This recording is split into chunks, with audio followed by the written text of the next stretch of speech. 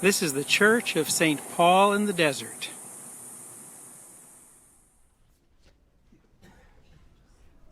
You can come on around this way. Mario, I need you over here. Okay, because you're kind of out of the zone over there. It's going to be a minute.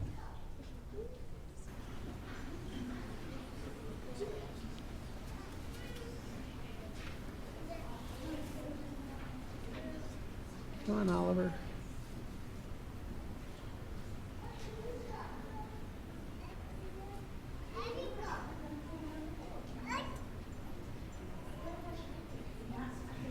Any place you want to be in there is fine.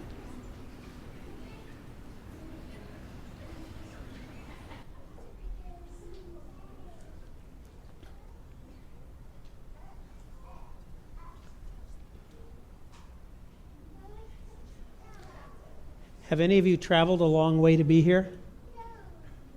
How far? They're from Washington. From Washington State? Okay. Anybody else has traveled to be here beyond Cathedral City? Okay, so there's a lot of Cathedral City. Okay, where? Heaven, okay. Anybody else? Okay, so I know where you live, Mario. Okay, it's okay. Okay, so we know that Mary and Joe, yeah, oh, that's right. You came from San Francisco, or excuse me. Where'd you come from? San Francisco. Okay, that's where your uncle is, yeah. Okay, Mary and Joseph had to travel about, say, 60 miles, maybe 100 miles, to get from Nazareth to Bethlehem. And so they had several days on a journey and on a donkey. That's probably even more difficult than being on a bus. And so I'm actually killing time until everybody's here. And so what I want to find is if there was one thing, there are several things that we talked about the stars there, and you all put stars up. We talked about the manger. And then in the prayer at the very beginning, we talked about the light that shone in the world on this night. And so one of the things that we get together and do here is we're here to talk about light in darkness. Now, I know my friend the rabbi is here, and I think tonight is the first night of Hanukkah. Tonight is the first night. So light in the darkness is a common theme.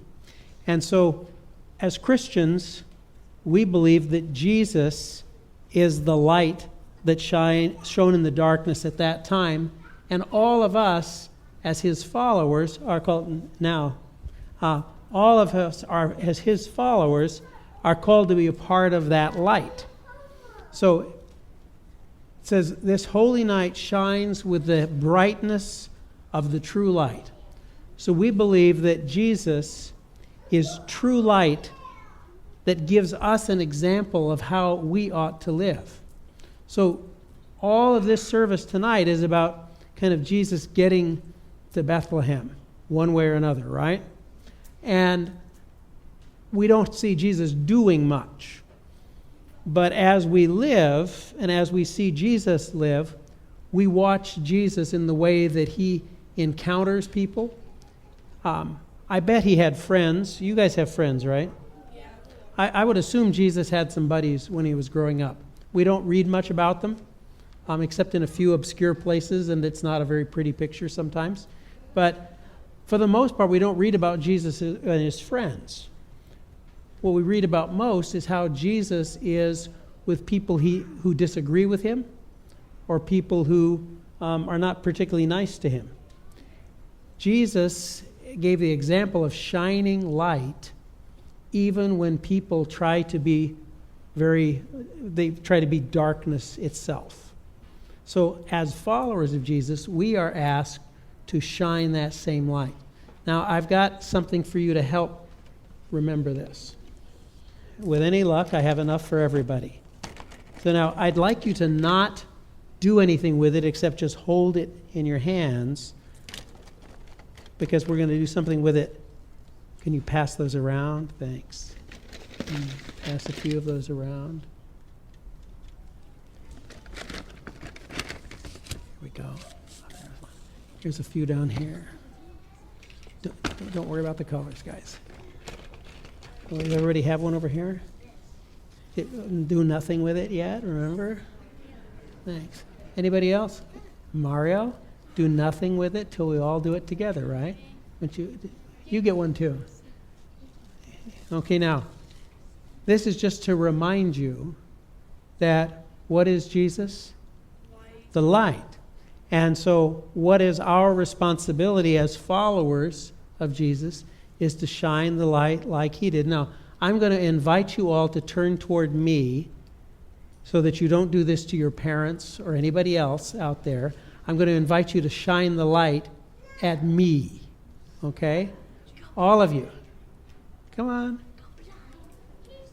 Okay, you've got one there too. You can shine it. Or did you not get one? Here's one for you. Anybody else need one? You can have one. You can. Everybody up here gets one. Trust me, Jake. Okay, shine it. We're all shining. So that's the idea. Now, you've got these lights that you get to keep, by the way. You don't have to give them back. They're yours. It'll be up to your parents to figure out how to get you to turn them off. And yeah, just here. And as you leave here, Nick, as you leave here, the idea is to think about how are you someone who shines that light of Jesus where there's darkness. Have any of you ever seen any darkness around you where there are people who are arguing with each other, for example, or where there are people who are mistreating someone? You're invited to be the person who shines the light in that darkness. And mine's almost dead here now too, so I don't think you'll have too long of a time with that. So I think that I'm going to invite you to go on back and remember that you are the light, like Jesus, that shines where there's darkness, and that's how people know that you're his follower. Thank you. You can go on back now. You can keep it. It's yours. Thank